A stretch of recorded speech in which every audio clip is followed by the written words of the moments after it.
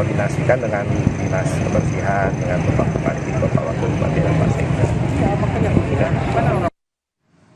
Kini kita ke Kabupaten Muna, Sulawesi Tenggara, Saudara. Dua nenek-nenek terlibat perkelahian. Pertikaian itu diduga gara-gara persoalan cinta segitiga.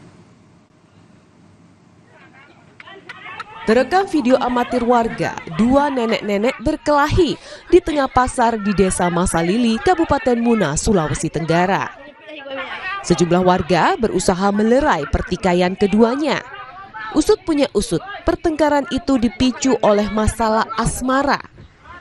Menurut aparat Polsek Kontunaga, pertikaian pada Jumat lalu melibatkan perempuan berinisial WI berusia 58 tahun dan WP berusia 70 tahun.